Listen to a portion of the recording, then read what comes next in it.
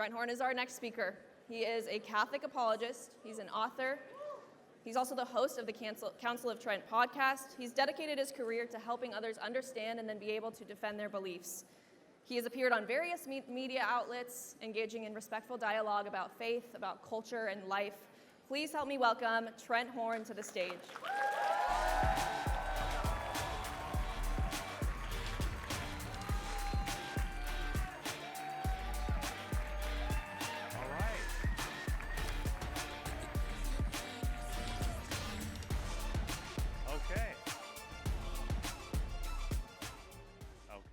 Thank you guys so much for having me. Wow, it is really smoky in here.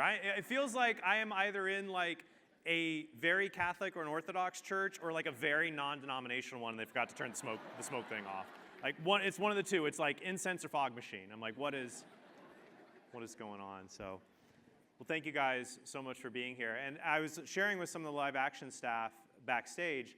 I've been asked to come and speak to you actually about advanced pro-life apologetics, sort of the next step when we are defending the unborn in our conversations. And what I'm really excited about, though, is that I don't have to I'll give you some of the tools right now, but I am really grateful to God for our supporters, our donors at Catholic Answers. Our website is Catholic.com. Like the guy who started Catholic Answers, Carl Keating, he told Pat Madrid, this was in the early 90s, he said to Patrick Madrid, Carl said, I've been reading these trade magazines, and they're going to have this thing soon called the internet.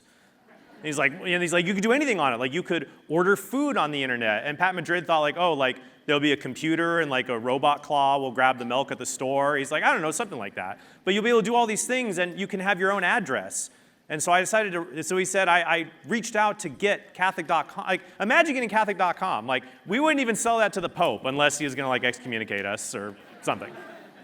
But I'm really grateful to our supporters at Catholic.com who donated graciously so that each one of you could have a copy of my book, Persuasive Pro-Life. So really big hand of applause to them. That they made that possible for each of you to get a copy of that book.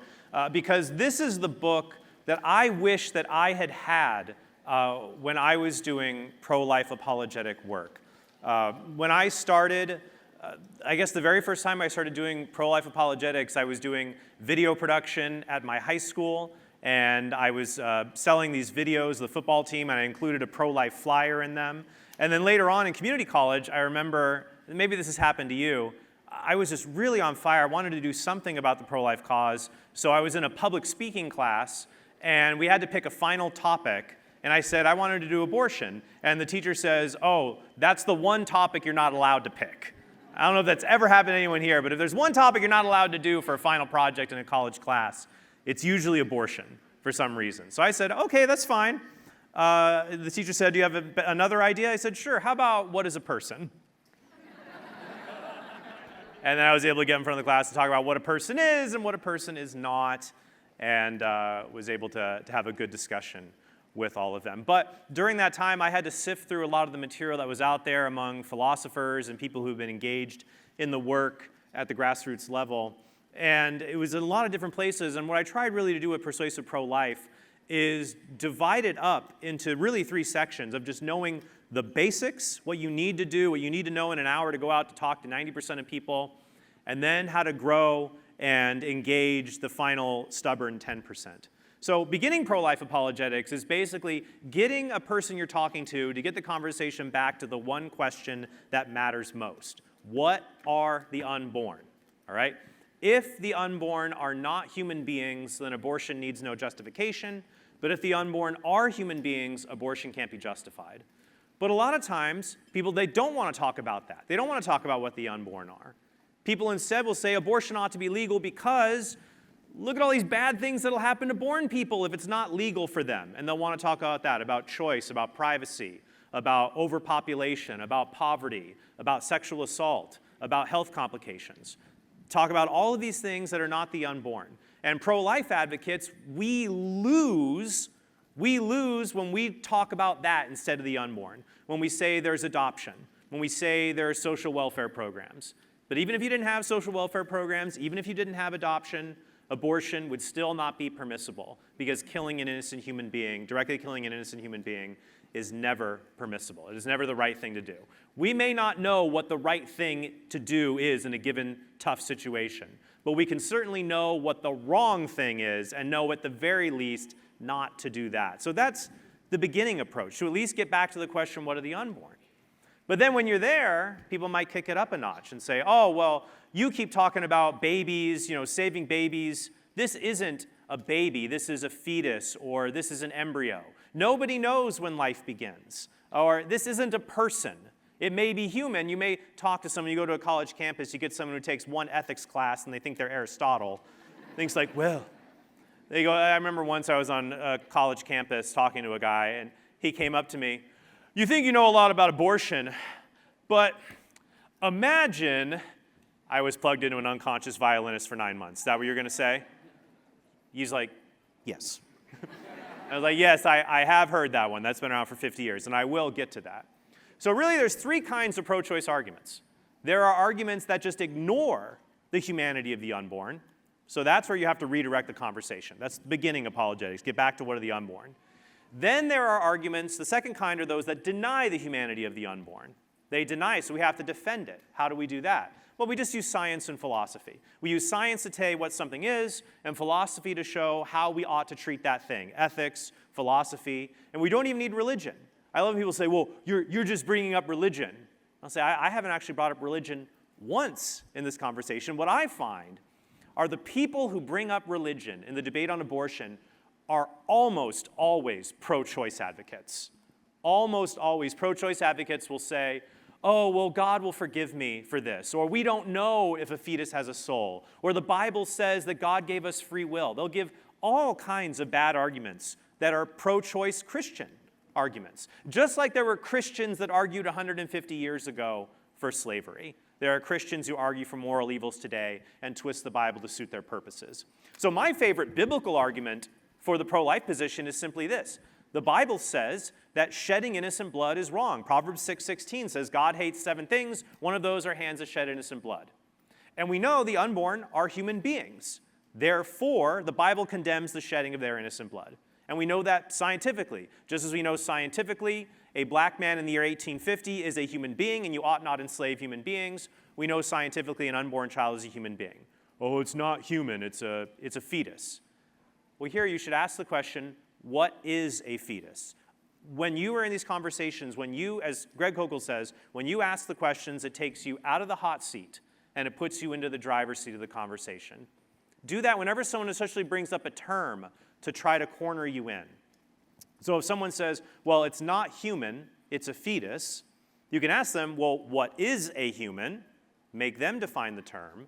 And then ask them, what is a fetus? I remember once I was at the campus, an Arizona college campus, dialoguing with students. And I asked them, I said, okay, you say this is not a human being, it's a fetus. What is a fetus? Well, that's a fetus, pointing to a picture of an unborn child. I said, okay, that's an example, not a definition. Can you give me a definition? And I said, if you look up the definition of a fetus, is just the stage in the development of a life of a human being. It's just a stage of development. It doesn't mean that you're not human. Then some girl thought she was real smart and said, well, I looked up fetus on my phone, and it doesn't say it's human. It says a fetus is an offspring. She really said that. And I said, now go look up the definition of offspring, and it's not a band from the 90s. Maybe somebody here remembers offspring. Okay, good. I'm not getting too old. You guys are like, we love retro. Music from the 1900s is amazing. I'm like, I'm gonna cry. You know, actually, I showed my wife a picture today of a compact disc Walkman in a museum. Now I feel like they're gonna put me in front of plexiglass.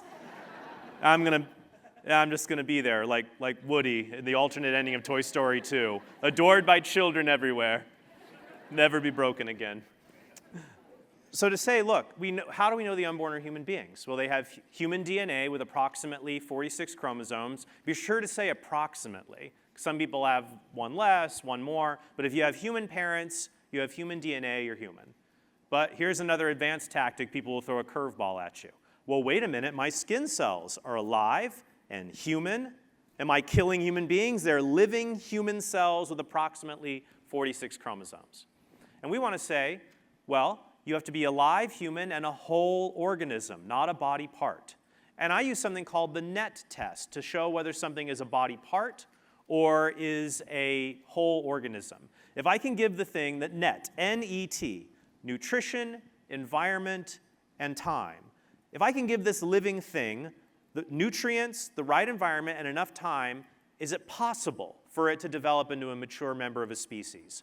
If so, it is an organism. So if you give nutrients, environment, and time to a kitten, a puppy, a fungus, a bacteria, you, me, an unborn child, they can develop into a mature member of a species. May not always get there. Sometimes naturally or artificially, living things meet their demise before they reach their maturity. But it has that capacity to develop, okay? But skin cells, sperm, egg, cancer cells, give them any nutrients, put them in any environment, unlimited time, that living thing will not become a fully developed organism, okay? It is just a body part. And everybody involved in the abortion debate knows that the unborn are small living human organisms. No one doubts that. That's why the most common move in this second kind of pro-choice argument, which denies the humanity of the unborn, is to say, well, by human, I don't mean biological life. Your professor will say something like, well, I mean biographical life. I mean being a person, having moral value, okay? And the unborn are not a person. And here you can ask them, okay, what is a person? For you to know the unborn are not persons, you must have some definition in order to disqualify them. And usually they won't have a definition. They'll just pick a difference between us and the unborn. And they'll say that difference means the unborn don't count. So our goal here is to show you're right. There are differences between us and unborn human beings. But those differences are morally trivial. There are differences between people of different races. There are differences between the sexes. There are differences between ethnicities. The differences are real, but they're morally irrelevant to the basic rights that we ought to have. That is the fallacy and bigotry to say that these biological differences are morally irrelevant when it comes to our basic rights. Now, they're not morally irrelevant in other cases. For example, the fact that there are biological differences between men and women makes a moral difference when someone who claims to be female but is actually male walks into the female locker room, okay? So the biological differences do have moral relevance, but not to our basic rights. Even someone who is incredibly confused about their sexual identity has the right to life, and it would be wrong to directly kill them if they're being an innocent human being and they're not trying to harm anyone else. They're not trying to take somebody else's life, for example. So we need to show that what are the differences between us and the unborn? Well, a philosopher named Stephen Schwartz summarized these differences in an acronym called SLED. He wrote a book in 1990 called The Moral Question of Abortion. I remember reading that, listening on my CD Walkman. No, I'm just kidding. The only thing I was reading in 1990 was the back of a Capri Sun, you know. And while I was slamming down my pogs, I had this heavy 8-ball slammer. I was just cleaning up for the other kids in elementary school. They eventually had to ban pogs at my school, and I'd like to think that I took part in that a little bit. So as millennials get older, we slip into senility and we get into rants about the 90s. So just bear with me on that. But it's important to see that, so what Schwartz says is that SLED, S-L-E-D, size. Well, how can it be a person? It's just the size of a grain of rice. Yeah, the difference is there, but who cares? There's premature babies fit in the palm of my hand. I mean, they're not a person. Level of development. Oh, well, it can't think or feel. This is a really common one, and this is one a lot of people who claim to be sophisticated will rely on, and you have to really push them on. You may hear someone on campus saying, well, if it's not conscious, it's not a person. Or if it's not conscious, it can't be harmed. I'll deal with these two different arguments. And here you want to ask the question, what do you mean by consciousness? You say, well, the unborn's not conscious. What do you mean by that? Because there's when we say conscious, there's two different meanings to that word. One would be more properly called sentience, having senses, seeing there's an outside world, hot, cold, light, dark, being aware of the outside world. Sentience. If that's what you mean by conscious, to say, oh, to be a person, you have to be sentient. Being sentient is what makes you a person. Okay, nearly all unborn children won't pass that test. But the problem with that criteria, any of these functional criteria for personhood, they will either set the bar too low, they will set the bar too high, or they will make the bar totally arbitrary. So why is it set too low? Now, you do exclude some humans by saying being conscious makes you a person. People in a deep sleep, in a medically induced coma, they're not conscious, but they're still persons. But more importantly, there are non-human animals that are sentient. And not just sentient, but very bright. I used to pick, well, dogs and cats are sentient, they're conscious. Do you think dogs and cats are people? And they'll say, well, yeah, they're better than people. No, they're better than crummy people. They're not better than people. No, I don't know any person that, has gone to my living room and, had to scratch an itch by crawling on all fours, across the floor. Yeah, dogs do that. And when dogs do that, and they give you that look with their eyes like, don't look at me. I can't help it. So don't give me that they're better than people. If some person did that, okay, I can understand the grievance. So dogs and cats, people love them and treat them like people, and it's weird. I'm sorry, but if there's kids starving in Africa, you can't spend $10,000 to get Fuzzies to get your 18-year-old cat a new kidney. I don't know. Somebody here is going to come up with Fuzzies in a stroller and tell me that kidney was the best money I ever spent. So I'm just waiting for that. So I pick rats and pigeons because pigeons are just flying rats and rats are gross. But they're smart. They're smart. Rats can solve mazes. Pigeons can deliver the mail.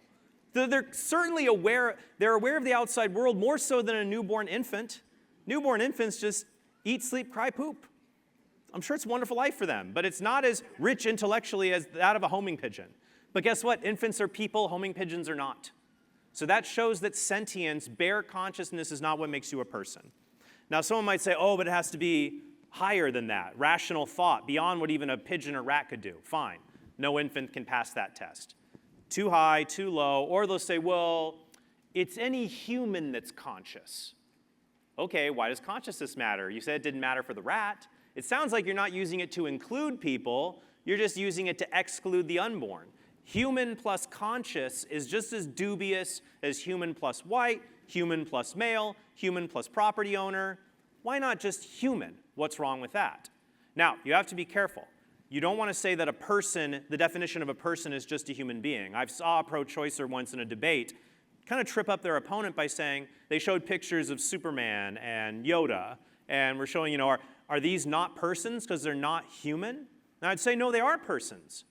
All living humans are persons, but not all persons are living humans. Because a person, I would say, is just an individual member of a rational kind. Being a person is not about what you can do now, it's about the kind of being you are. You're ordered towards person-like behaviors, even if you never reach those abilities. It's about being a member of a rational kind. That is what makes you a person. Now you might say, well, who cares? Aliens don't exist, these are fictional creatures. Well, if you're Christian, I'll give you an example of persons, non-human persons you believe in. Angels. Angels are persons, but they're not human. They're members of a rational kind, angel being the title of their office, but their species being immaterial persons who serve God. So we can answer what a person is. We have a coherent definition. The other side's incapable of doing that. And a lot of times what they'll say is not the functionality, it's the locality. Like E in SLED is environment. Oh, well, it's not even born yet. It's not in the world. Okay, well, what planet is it on? Clearly, it's on Earth. Where you are doesn't determine your value. The D in SLED would be a degree of dependency, saying, well, it's not viable, so it's not a person. And I'll say, okay, why should I believe that? Because you're not a person if you can't survive outside the womb.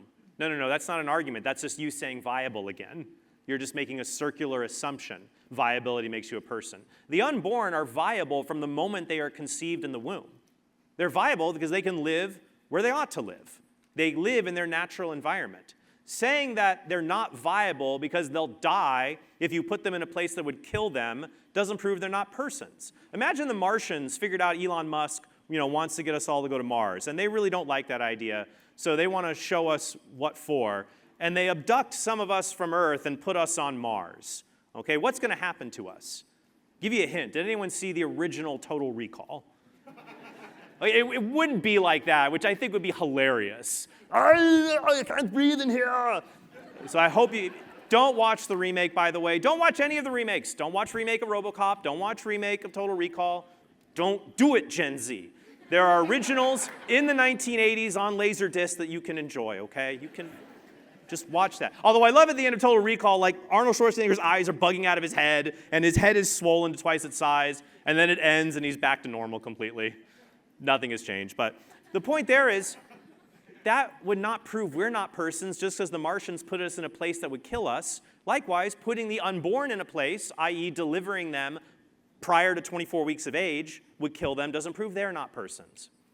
So that's the second kind of argument. Those that ignore the unborn are human, those that deny the unborn are human. Then there's the last kind to deal with as an advanced apologist. Those that admit they're human.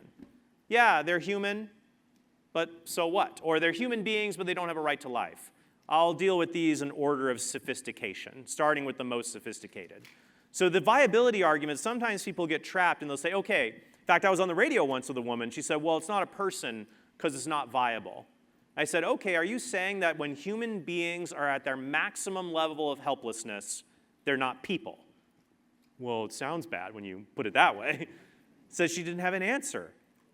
But what some people say is, well, they're persons, but when people say this, they're totally dependent on the mom to live. When they argue that way to say the unborn's not a person, you see how that's incoherent. Being dependent just on one person doesn't make you not a person. I think what they're trying to argue is that because they're totally dependent on their mother, even if they are a person, their mother gets to decide what happens to them. Their mother gets to decide if they can use their body. And a common argument, you've heard the violinist example, but I'm going to use something that's more realistic. Someone might say this to you. Just as you can't force me to give you a kidney to save your life, you can't force a pregnant woman to give her body to an unborn child, even if that child is a person. They may be a person with a right to life, but not a right to life support. And I would say there's 4 problems with this argument. Number 1, the reason that you might need my kidney has nothing to do with anything I did. I'm not responsible. I don't owe you anything. But 99% of the time, a man and woman engaged in an act they know would bring a helpless human into existence. So they owe that human compensation. They owe that human being care. But even in the other cases, even if this were not intended, for example, there are still other morally relevant differences. In the kidney donor example, if I don't give you my kidney, I don't kill you. I just fail to act heroically to save your life. I just fail to be the hero that would save your life, but I'm not morally obligated to do that. The philosopher Philippa Foot says in organ donation cases, what starts the fatal sequence of events? In the case of organ donation, it's whenever the kidney broke down, whenever the organ broke down and ceased functioning. Not me choosing to not donate a kidney. But in abortion, when does the fatal sequence start? It's when the abortionist inserts his forceps or other instruments to kill the child. So while refusing to donate a kidney is failing to save, abortion is choosing to directly kill. And that's always wrong. Number 3, there's a difference. My kidney is not made for anybody else. It's not made to sustain the life of another person. So no one else has a moral right to it. But the uterus is naturally ordered to sustain the life of an unborn child. So the unborn child has a natural right to the organ to sustain his or her life. Much the same way if the child were born, and the only way the child's life could be sustained was through the mother breastfeeding the child until help could arrive. Maybe she's snowed in at a cabin for several months, and she only has food that she can eat that the baby can't digest, but she could nurse the baby. That baby still has a right to her body because this is ordered towards her, while other people would not, because once again, these organs are designed for that child. In fact, this brings me to the overarching problem of violinist bodily rights arguments for abortion. They claim, we grant your case. Sure, it's a human being. Sure, the unborn is a person. It's a person with a right to life, but not a right to life support. I don't know why I'm doing that. When you hear BS enough, it starts to drive you a little crazy. You're pro-life. You hear it all the time, so don't let it drive you crazy. That's, by the way, my overarching theme in my book. One of the things I say is the biggest thing a pro-lifer has to focus on is don't be weird. There's pro-lifers that get really weird. And they started out just like us, because what we do is weird. No, but think about it. Like when you have to go and argue with people and especially when you show them pictures of 3rd trimester children, and you got to argue with them not to dismember these human beings and they won't listen to you, you start to lose your mind a little bit, because it's morally perverse and bizarre. We weren't made to deal with that. So please just take steps to be emotionally and spiritually grounded, because the devil wants nothing more than to turn you into a total weirdo to damage our cause to help the unborn. So yeah, they have a right to life, but not a right to life support. I don't buy that at all, because what is the right to life? For human beings, the right to life, usually for me, it usually means leave me alone.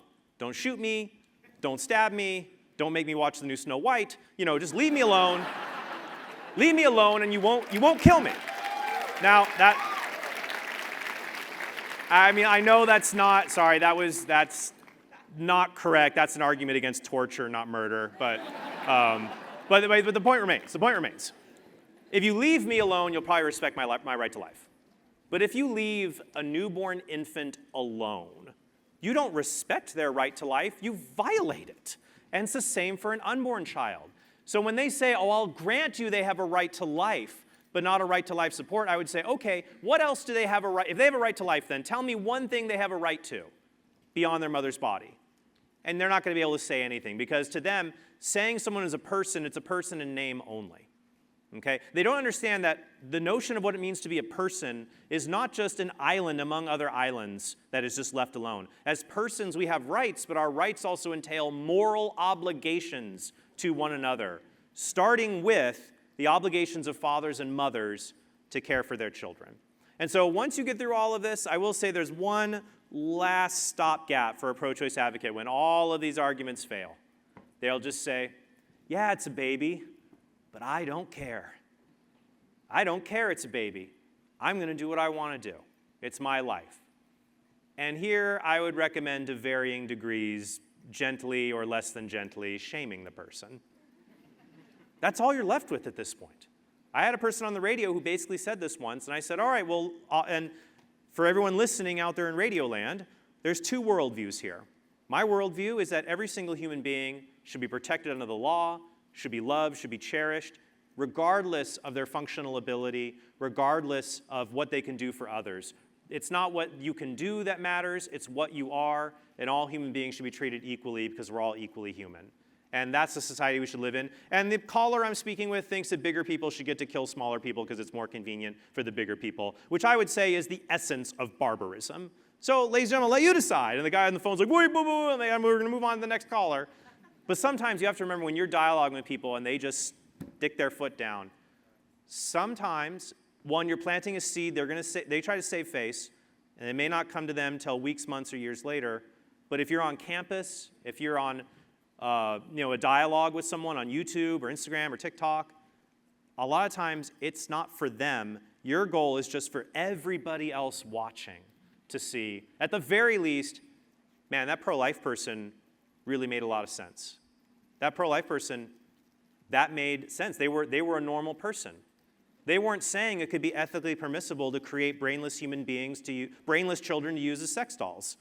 That was my debate with Destiny, which my goal was to show there with the consciousness arguments, to show people can use highfalutin philosophy, and the goal is to show what do you mean and what horrible result will this entail. And a point I raised real fast about the consciousness argument, because I forgot to mention it was very important.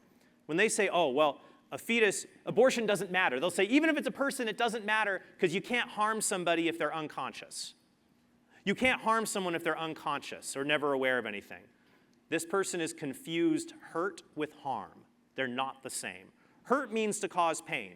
You can hurt without causing harm. It happens to me every 6 months at the dentist.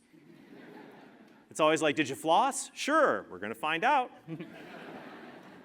You can hurt without harming. And you can harm without hurting. Okay? People who sexually assault unconscious people don't cause hurt, but they certainly cause harm. Even if it's something like groping, they've harmed the person. Even if they haven't caused any pain, they violated their bodily integrity. Or if you had an inheritance you were waiting to receive that you did not know about, and your crooked cousin changed the will to steal it, you didn't feel it, you're not sad, so you're not emotionally hurt, but you were harmed because you were deprived of a great good that you were meant to receive. And that is why abortion is so wrong, because it deprives someone, an irreplaceable person, with the greatest good that they could receive. And so that's why when we go out and we share this message, we want to share that we are just promoting human equality and human dignity, and that we especially model it before others by being gracious to those we talk to. My friend Steve Wagner likes to say, people will not care if the unborn are human unless they see you and I are human. So when you're having those conversations and someone says, I don't care if it's a baby, I'm going to do what I want. If the other people listening see, wow, pro-lifers are the sane ones, that moves them on the journey. But we must always make sure that when we speak, the only thing that causes offense, that when we speak, is the truth we share, not the words or attitudes that we use. Because the truth may cause offense until it breaks a person's heart and the Holy Spirit enters to convert them. And we are the ones who partner with the Spirit to do that. And I hope that you will continue to do that. So thank you all.